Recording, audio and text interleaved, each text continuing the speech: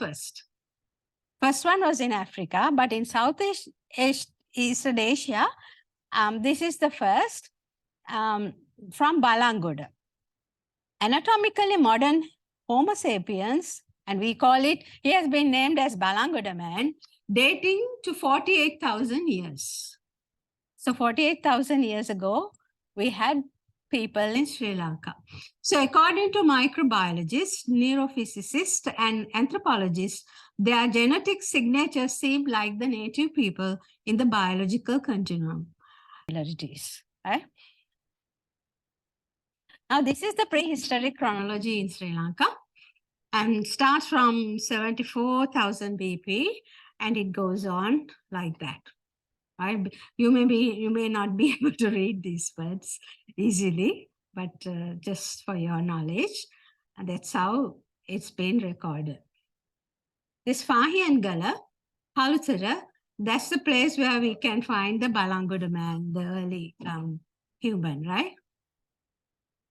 Now I'm coming into the stupa. Now I'm coming into the places that the Buddha has visited.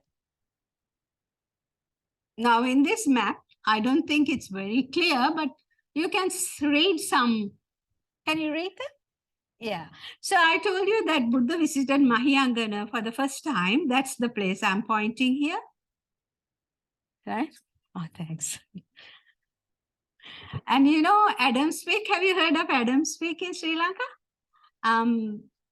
Sri Pada, we call it. Adam's Peak? No. So that's the Rocky Mountain. Yeah. So, and then we have the sacred tooth of Buddha in Kandy, where I'm pointing here, in Kandy. And we were talking about Anuradhapura. They are the largest pagoda that was built by King Dutugamunu or Gamini Abe, King Gamini Abe. It's got the largest amount of Buddha relics enshrined in that huge pagoda, right? It's a very beautiful place. So if you come to Sri Lanka, you must visit Anuradhapura and come and visit the Kandy. This is a beautiful place, very nice climate. And also Pinnavela, you have the elephant park. And then also you can see these places if you can come. So the stupa at Mahiyangana, the second place Nagadipa, and the Kelaniya, the Bodhi tree at Mahavihara, that is the sacred Bodhi tree in Anuradhapura. Samantakuta is Siripada, the Adam's Peak I showed you. Divaguha, and Deegavapi, Mutiangana, and the sites of Mahastupa, that's the Ruwanvelisaya I was talking to you, and the Tuparama and Sela Chaitya. These are the 16 places that Buddha is said to have visited according to Mahavansa. So Samantapasadika Vinyatakara. Samantapasadika is a commentary.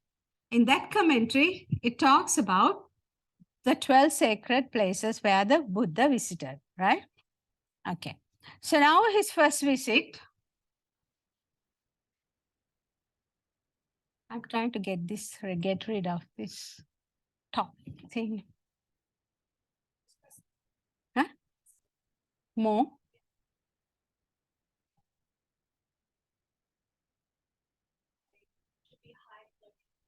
Hide. Yeah, at the bottom, the second section. I'm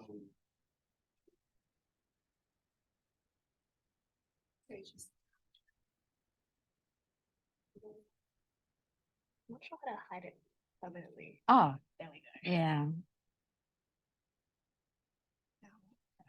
No, yeah, that's okay. So according to Mahavansa, the Buddha first visited Mahiyangana in 445 BCE, the 9th month after Buddhahood. He visited Nagadipa on 3 occasions. So this is that beautiful area of Mahiyangana you can see. And during his first visit, the Buddha expelled and confined the dominant native groups the Yakshas, I told you, they were a bit aggressive, to Giri Dipa and preach his doctrine. So they were sent to Giri Dipa. The reason was that, they were not following the Buddhist concepts. So they're a bit aggressive.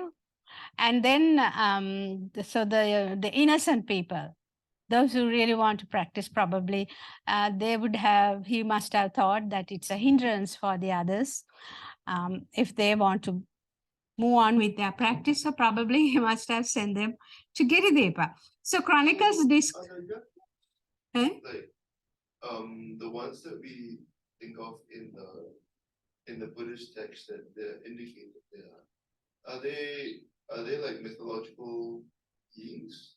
No, they are not mythological. Now see, you have seen inscriptions recorded about Yaksha. They were not mythological. That's how Mahavansa says. That's how the ancient text said, but they are not. That is a name. That's a name that was given to that clan. It's a clan name. They were just normal people. They are just normal people. And also in the viharas, some Buddhist viharas, you can see them like, they have horns and all kinds of the teeth coming out like devils.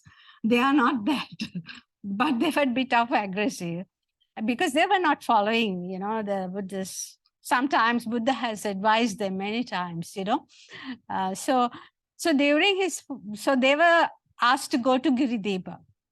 So Giri Dipa, that's what I'm trying to show you where Giri Dipa was. And the chronicles describe Giri Dipa as in the central mountains where the Buddha in 600 BCE met native inhabitants. He met the Yakkas there, right? The territory Buddha visited first was Mahiyangana. The ruling king at that time was Deva Sumana. He invited the Buddha to see his high mountain range, Siripada. That is the Adam's Peak you can see here. Right? So that's where he lived. I told you the ancient kings, they all lived on the hilltops. And yeah.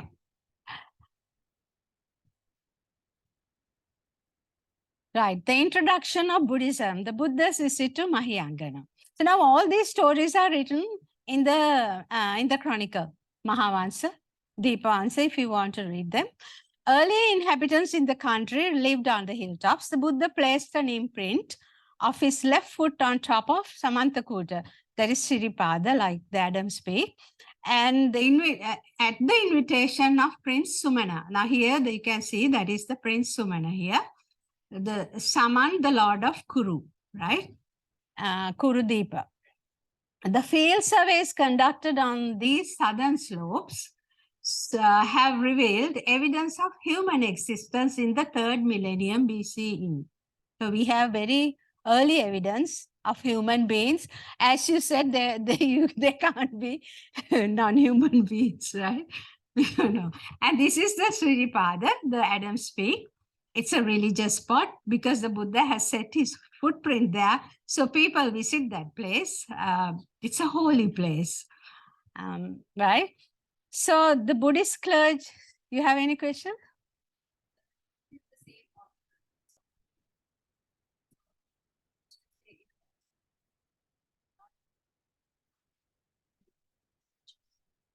Sorry? Same author, he's saying that 3rd millennium scriptures. So we can't find them now. Yeah, but they are written in inscriptions about the Yakkas, right? So non-human beings cannot write on, they can't inscribe on rocks, no? Yeah. So this was written so many years after Buddha's passing away, but the inscriptions give us correct evidence. So we had to go by the inscriptions and archaeology if you want to find out the correct history. So you can, both should corroborate, no? The archaeology and the literal evidence, both should corroborate, isn't it? Yeah. So Buddhist, now the field surveys conducted on these southern slopes Professor Somadeva have revealed evidence of human existence in the 3rd millennium BCE. The Buddhist clergy occupied some cave shelters in the second half of the 1st millennium BCE. That is coming from Professor Paranavitana. So Professor Somadeva has attempted to evaluate the historical significance of the visits of the Buddha to Sri Lanka, and literary descriptions corroborate the archaeological evidence. He says, so he has proven it in his archaeological evidence. So I can't bring everything here, but he's written many books, right? He's many academically. Now here I offer you a Sri Lankan map with central mountains, where you can see Mahayangana here, the first visit. And then from Mahayangana, he visited Deegavapi. Then here's the Adams Peak. So all these areas, Lahugala, then Gikiri Vehera, all these areas, Tissa Maharama, all these places are very ancient and very sacred places. You can see Kelaniya here. Then also here's Nalanda and Sigiriya, Ritigala. We were talking about Ridigala. There's Ritigala here. And these are the central mountains, if you can see here. These are the central mountains. So most of the Buddhist practice occurred around this area and also in the northern area of Anuradhapura, right? Now, after this visit, a stupa with the hair of the Buddha enshrined came to be put up at the instance of Deva clan. So after Buddha's visit, some hair, relics of the Buddha were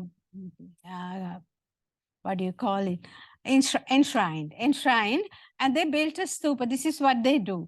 Every time a Buddha visits, either his nail relics or hair relics, so that people remember it, and then, you know, they can offer things and, you know, sort of a ritual thing, but yeah. As I have heard, Buddhism is never about things like keeping something in. Yeah, Buddhism is, yeah. How do you Sri Lanka believe in Buddhism? Because Buddhism is not this. Yeah, that's true. So it is true that Buddhism is not about worshipping and rituals, doing rituals, but people start with it, you know.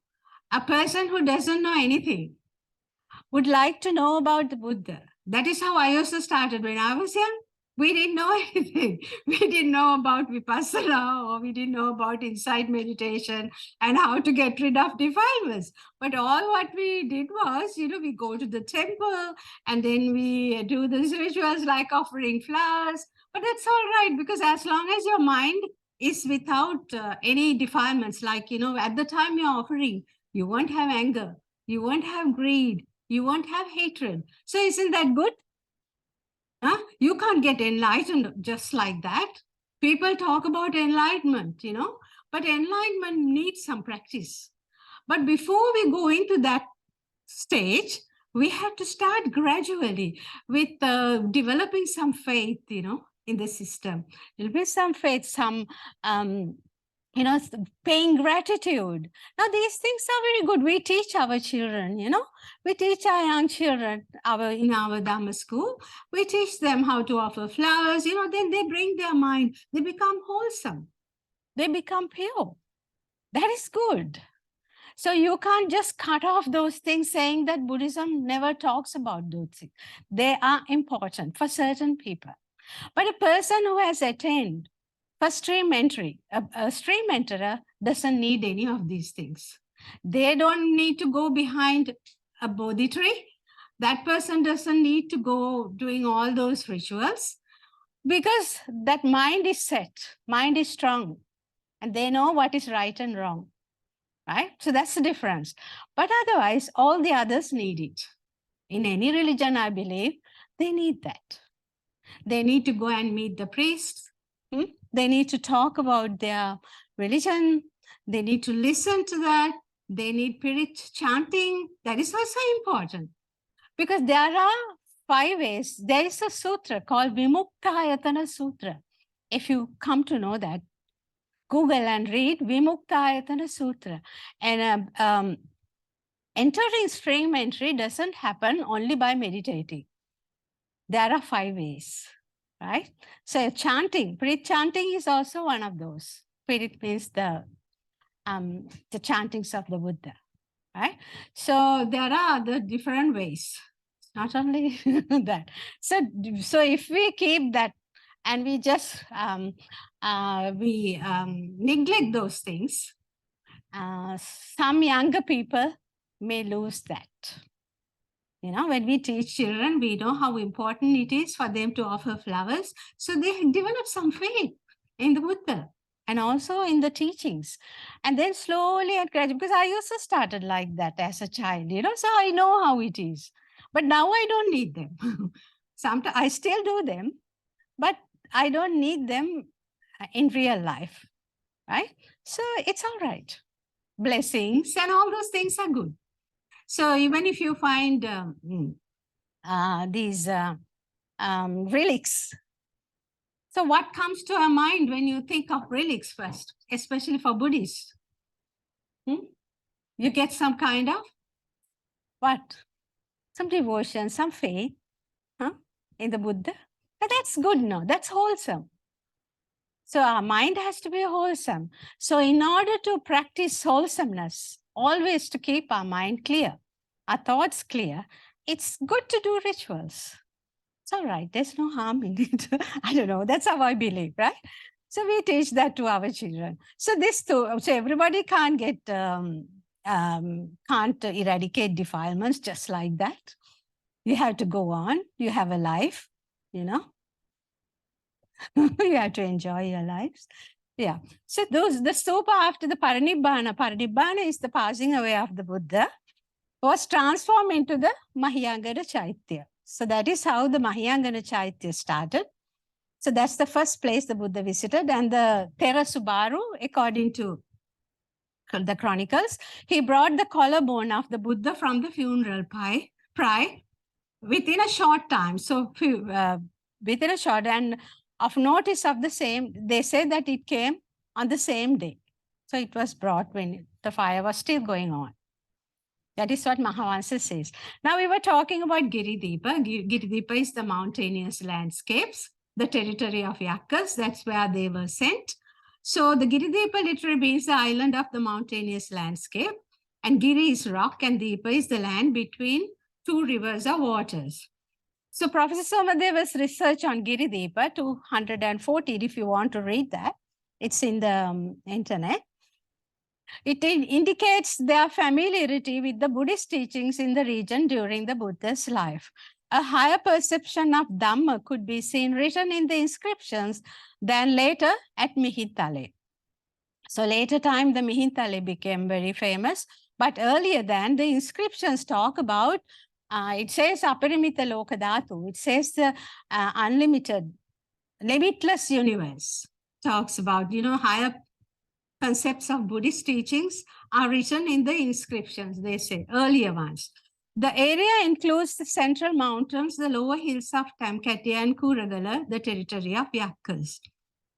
So next, Buddha and his congregation of bhikkhus visited Divaguha. This is also a mountainous place. It's a very huge rock shelter. So David Becker, he has come to Sri Lanka and he says, he's done some research. And he says, centuries after the Buddha's visit, King Nisanka Malla of Kolandarua, who reigned from this much, 1187 to 1096 AD, discovered the cave while visiting Adam's Peak and instructed one of his ministers to build a temple inside it. This is likely the beginning of the legend of Batathotalena being the Divaguha. The local Aboriginal Vedas, we have the Aboriginals, we still have the local Aboriginals.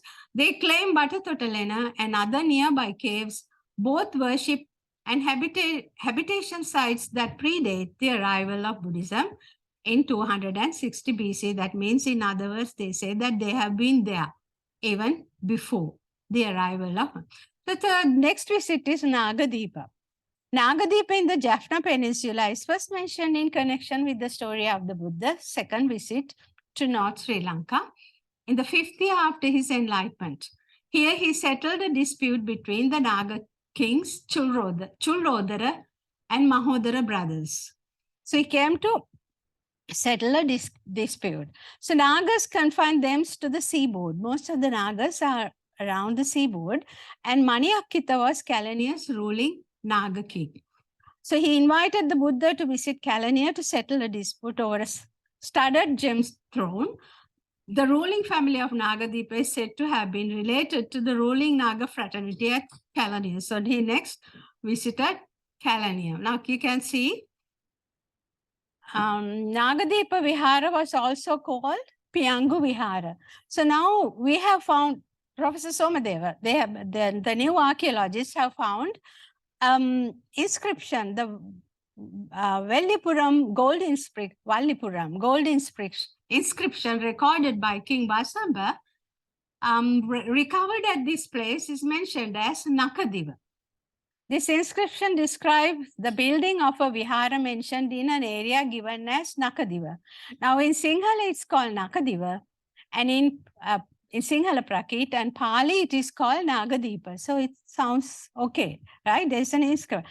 During the 1st century, this place was called Nagadipa. And King Vasamba's minister Rishigiri, who lived in Nagadipa, constructed a Buddhist vihara named Piyangutissa Vihara. And there is another ancient Nagadipa, which is about 18 kilometers away from Mahiyangana. So some academics say, some archaeologists say, they haven't still excavated that place, but they say it could be, the real proper Nagadipa could be the one close to it, about 18 kilometers away. Professor Somadeva is convinced that it can be the proper Nagadipa and not the one in the north, right? Huh? Naga kings do so many, not one, but they have kings in different territories, no? So there is not only one king for the whole island. They had different territories, so they were kings in different territories, right? And Kelaniya in the western province of Sri Lanka, according to Mahavansa, the 8th year after attaining Buddhahood, the Buddha and 500 Arahants visited Kelaniya on the invitation of Naga king Maniakkita to Kelaniya. The ancient stupa first built at Kelaniya enshrined a gem-studded throne on which the Buddha preached the sermons to the Maniakkita, the Naga king. Professor Somadeva identifies primeval Kelaniya as another popularized prehistorical Buddhist site belonging to the Naga clan. According to Prof. Somadeva, with recent archaeological findings, the proper Kelaniya the Buddha visited is in the Ampara district called Kalyana Kannika. So they have found another Kelaniya with inscriptions, right? So this is what they are searching now. So the Buddha's underrobe was first enshrined at Kelaniya. How do we know? Because there is a Tamlipi. There is a inscription written on a, what do you call them? The round, on stone, right? It's written on stone. They are called pillar edicts, on pillars, inscript on pillars. So according to Professor Somadeva, the prehistoric stage of Kelaniya can be witnessed from the excavations uncovered from specific burial grounds near the Kelani Valley. Many Naga symbols were identified in their archaeological surveys. So Naga symbols means, they had the snake hoods, like, and then certain place they have inscribed. And also they have in stone, they have some stone implements made of many Naga symbols. Naga symbols, like their heads like that. So it has been identified. An inscription on pillar edicts from Kelaniya shows an ancient visit by King Kitsirimavan of Kelaniya. King Kitsirimavan has written in the 9th century that the Buddha's underrobe, which he used to bathe in the Kelani River, was enshrined and built a stupa in the Siripada, the Adam's Peak, right? So there is another sort of some kind of story that Buddha has visited. And this indicates the Sri Lankan king's awareness of the Buddha's presence from the beginning of the Buddhist era. Kalyana Kannika. Now we are going to talk about the other Kelaniya that I was talking. Another Kalyana Kannika was found in the eastern province in an ancient region of the Ampara district. A recent archaeological survey conducted in 2022 by Professor Somadeva and his team revealed an ancient vihara complex from Koppigala archaeological compound. Kalyana Pabbata Vihara, which was lost in history, was donated by Queen Abhisavera and has been recorded in many inscriptions going back to many eras. And according to him, this story is not recorded in Mahavansa. So Mahavansa has not recorded this Kalyana Pabbata Vihara. So according to Professor Senarath Paranavitana, Queen Vihara Mahadevi was the princess of Ruhuna, who grew up with King Kavantissa and not a princess from Kelaniya in the Western province. So there is probably more evidence that Kelaniya is Kalyana Kannika, right? So she is mentioned as Princess Abhisavara in Bo Vattagala inscription. Next is Deegavapi. In Ampara, the huge stupa was built at Deegavapi on Buddha's second visit to Nagadipa. After visiting Samantakuta, which is Sri Pada, he visited Deegavapi. And Deega is long. In Sinhala, Deega means long. And Deegavapi means long tank. And the long reservoir or tank that goes back in legend and history of the earliest times, representing something with a long-lasting legacy. Deegagamini and Deegayu were related to Baddha Kachana, right? So the Deegagamini and Deegayu were related to Baddha Kachana because Deegayu was her father and she was married to Deegagamini, the Buddha's cousin. According to inscriptions, people in Deegavapi are an ancient tradition that existed even before Prince Baddakachayana's arrival. Deegavapi, or we call it Digamadula sometimes in Ampara district. So some academics believe that according to the inscriptions, Digamadula was popularized long before Prince Vijaya's arrival. The two ancient burial grounds of megalithic characters were found in Karagahavela, Ampara, with a Dagaba built in the center of the burial grounds. And the interesting thing is they show the creolization. Like, the earlier worshippers were different. And when Buddhism came, then the worshipping became different. So that's creolization, changing from one religion to another kind of religion. So then in between the burial grounds, you can see a pagoda, a Buddhist chaitya or stupa built there.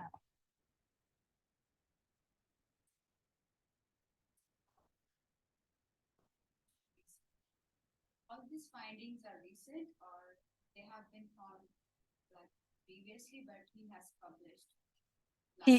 He also has published, but some of these things have been found earlier, quite earlier by other academics as well. It's not only his findings.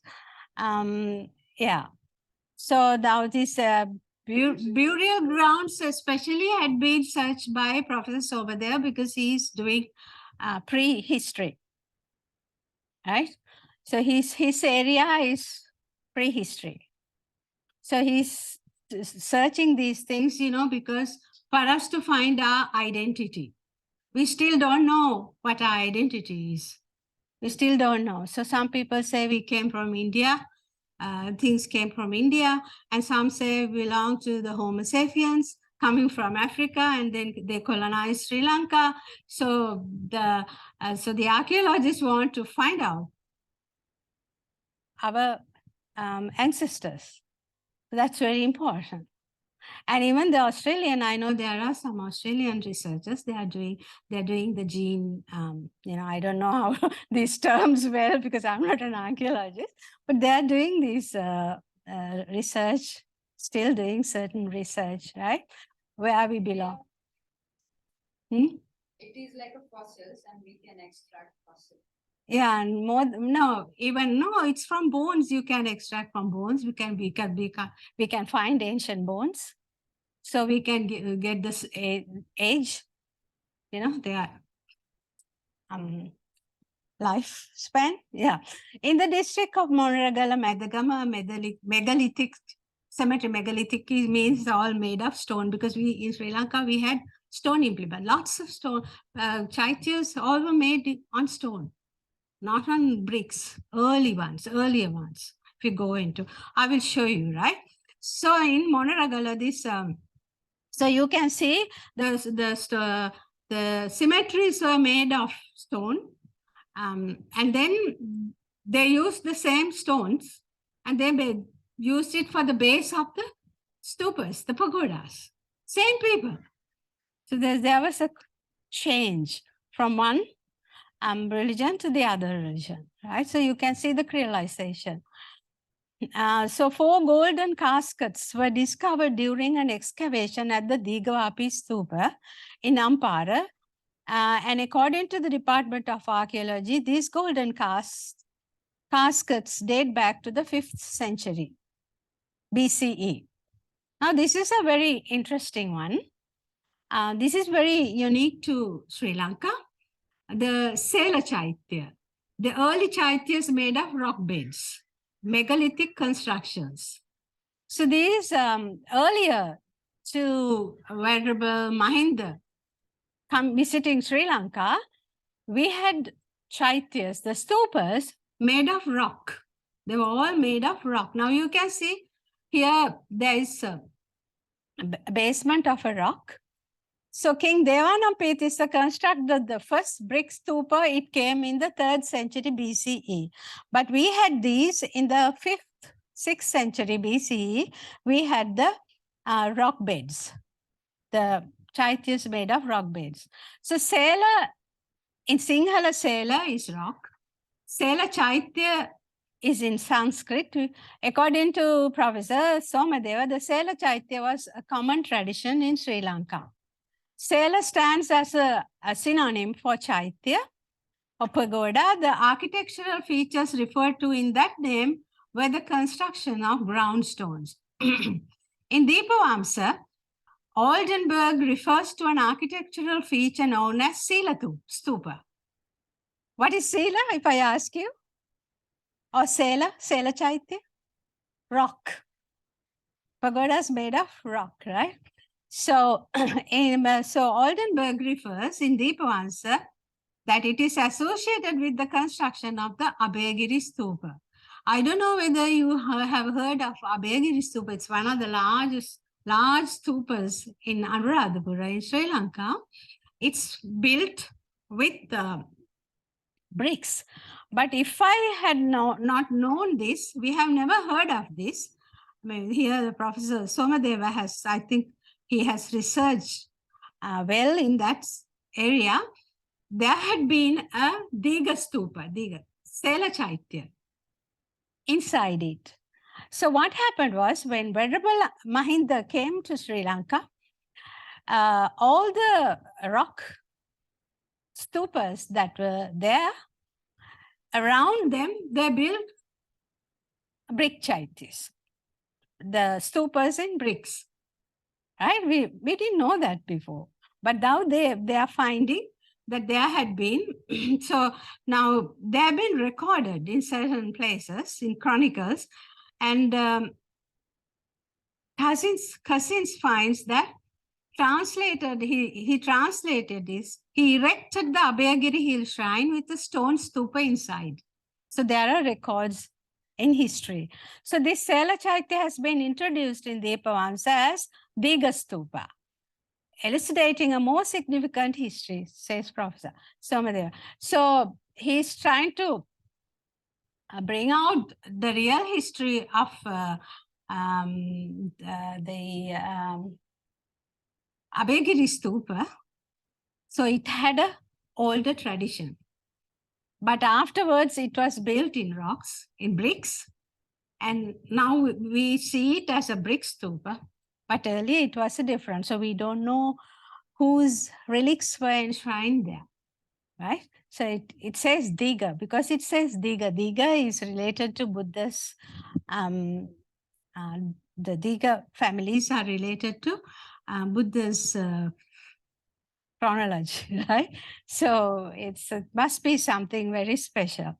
So he opines that Selachaityas had been constructed at the mountain tops or the summit of hill rocks. So many people haven't researched this, or a lot of people have looked at the ones that you can find in the valleys or maybe in the easy areas in mainlands. But in the hills, he says that you can find these Selachaityas everywhere, hundreds of them. Right? So they were the old stupas that were prevalent in Sri Lanka. And this is another one here. You can see and also we call it in Sri Lanka the Pabbata Vihara. Pabbata means rock. Or Giri Vihara. Giri is also rock. And it's a unique feature in Sri Lanka. So here we can prove that before Venerable Mahinda brought Buddhism to Sri Lanka, there were Buddhist stupas in Sri Lanka. And relics were also enshrined, but that topic I have to say it in a different one, because if I go to talk about relics, it's a very big story, because most of Buddha's relics are enshrined in Sri Lanka, right? So Professor Somadeva suggests that during the period before the religious missionary by Venerable Mahinda, the Buddhist ritual centers in Sri Lanka were centered on elevated heights. In the literature, such centers were known as Pabbata Vihara or Giri Vihara, a unique feature of Sri Lanka. And these were the first chaityas or stupas prevalent much earlier than the Sanchi stupa in India. Sanchi stupa is a brick one, right? So Giri Viharas or these stupas were prevalent in Sri Lanka. When the Buddha visited Mahiyangana, a stupa called Subhangana was situated at the same spot. There was a Subhangana stupa. And the Abhayagiri Vihara in Anuradhapura had a Sela stupa constructed earlier before being reconstructed in bricks. So this is unique to Sri Lanka and his uniqueness. So from that we can say that I haven't finished the whole story, but I'm going to finish here because I can't tell you the 16 places in one day. Right? It's going to be very difficult. You'll be very tired then listening to it. All right. So Abhayagiri, so this is interesting. So the Sela Chaitya, that was the first Chaityas available in Sri Lanka. So we have to go into deep, and I think Professor has written an article about the Sela Chaityas. It's a very interesting one. And once it is published, I will let you all know. So you can have a go, right? It will be published soon, I think. And in conclusion, now these findings suggest that Buddhism appeared in Sri Lanka parallel to the Buddha era. The archaeological investigations indicated that the places visited by the Buddha recorded in the chronicles were highly populated areas during Buddha's life in the 6th century BCE. The historical significance of the Buddha's visit to Nagadipa, namely Mahiyangana, Nagadipa, Kelaniya, Divaguha, and Deegavapi, was discussed in the available research. So literary descriptions seem to corroborate the archaeological evidence. The creolization of Buddhist chaityas were observed in the center of the burial grounds. Burial grounds unearthed in megalithic character go back to the 5th, 6th century BCE. And there had always been a monastery close to these sites with inscriptions to indicate that the caves were donated to the Sangha. So the nice thing is when you excavate these burial grounds, you also can see caves, because those days the monks lived in caves in the 6th century BCE, right? So there are inscriptions to say that these were donated to the Sangha by these people. So that shows that there had been an elite group, some sort of because you don't get them everywhere, these burial grounds. Only sort of, some people with some class would have done that. So, and also they have found some very interesting things from the burial grounds. And also they have found the iron smelting, the irons, the stones, things like that. Because the word yakka, yak means metal, yakada. In English, you call metal. So they were the people who were engaged in iron smelting. So very interesting. They have found very interesting things and a lot of pottery and also beads and all kinds of makeup and stuff they have found from those. Very interesting, right? So the rest of the sacred places I hope to be discussed in our subsequent sessions. So I hope you understood what I said, and I hope you found it interesting. And if you have any questions, we can discuss now.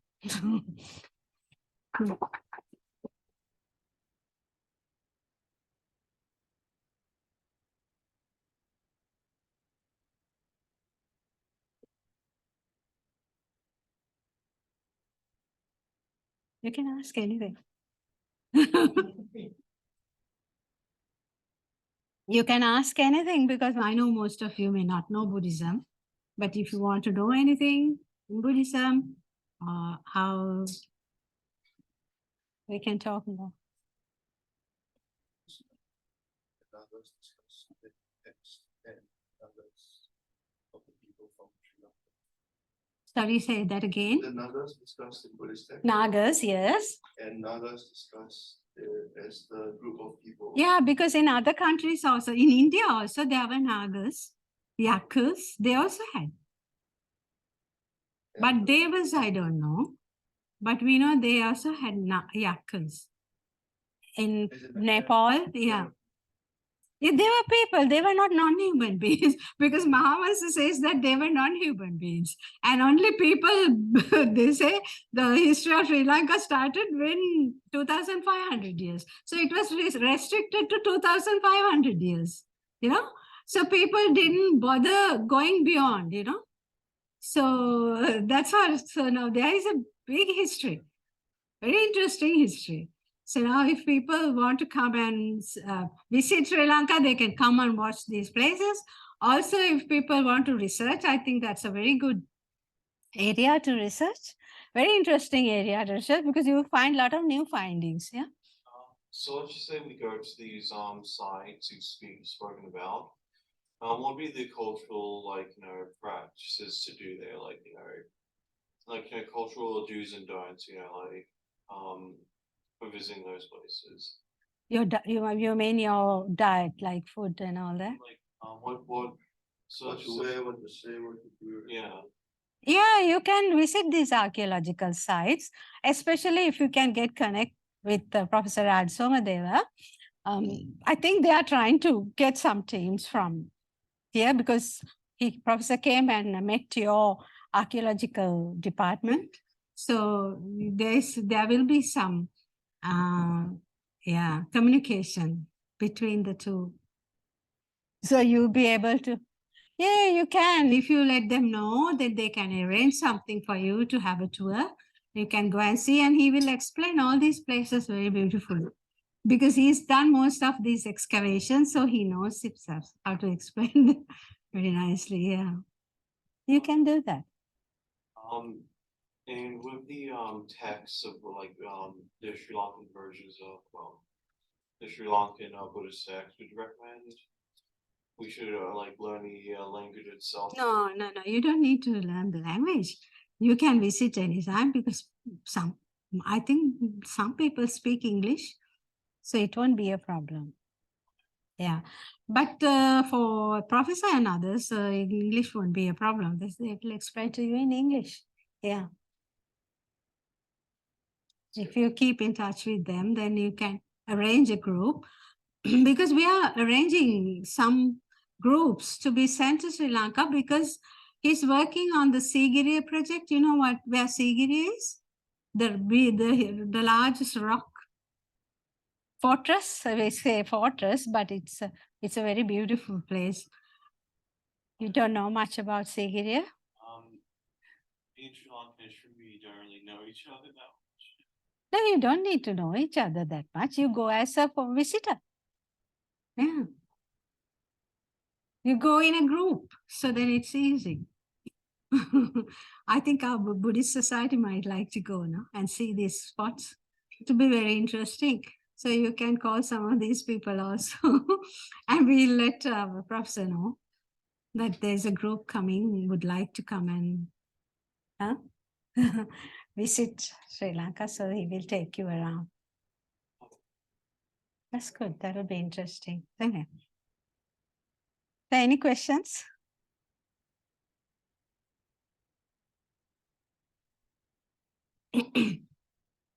Everyone's still processing. Hey? I think everyone's still processing. Yeah, processing because it's a new thing. Yeah.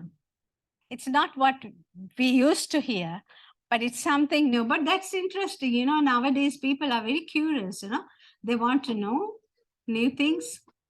So it's good. And it's very good for people who are doing research. There's a lot of information.